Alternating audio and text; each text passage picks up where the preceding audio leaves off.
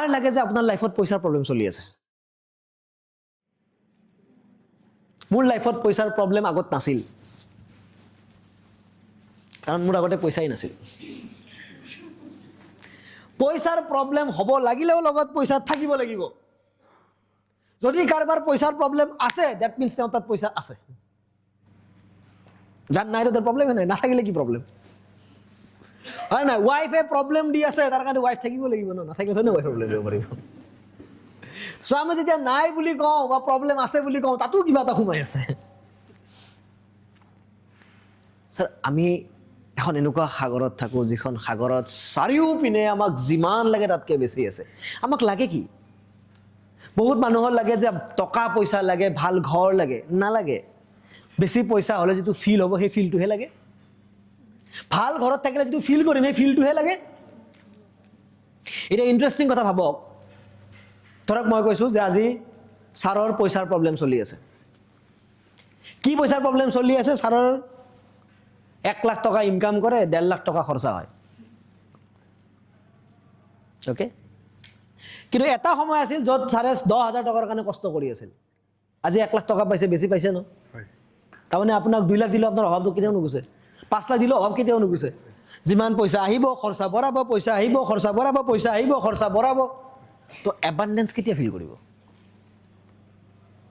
তো আজি আপোনাৰ যিটো ইনকামত লাগে যে মোৰ পইচাৰ প্ৰব্লেম আছে, আজিৰ পৰা 5 বছৰ পিছুৱাই চাওক, এদিন সেইটো পইচা আপোনাৰ সপোন আছিল, সেইটো ইনকাম আপোনাৰ সপোন আছিল। আজি যিটো ৱাইফ আপোনাৰ প্ৰব্লেম যেন লাগে, এদিন সেইটো ৱাইফক পটাবৰ কাৰণে চাইকেল মাৰি মাৰি যাব লগা হৈছিল।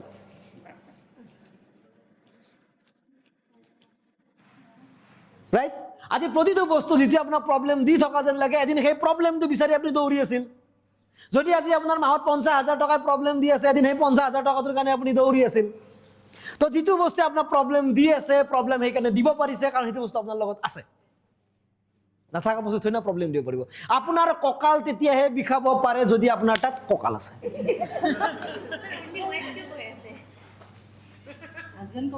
হাজবেণ্ডে ঘৰত খাই থাকে, ইয়াতে যে ময়ো খুৱাওঁ আৰু চিম্পুলে হয় না? বাছ মিছেছে বুজি নাপায়। Just kidding. অ'কে, মই ক'লোতো মাত্ৰ, যিটো ৱাইফে প্ৰব্লেম দিয়া যেন লাগে, সেই ৱাইফটো পাবৰ কাৰণে আমি যিমান চাইকেল মাৰি গৈছিলোঁ না, আজি সেইটো ৱাইফে প্ৰব্লেম দিয়া যেন লাগে। দিয়া নাই কিন্তু, নাই একদম হয়নে? যিটো ৰাজকোঁৱৰৰ সপোন দেখিছিলোঁ, সেইটো ৰাজকোঁৱৰে আজি আমাক বুজি নাপায় যেন লাগে।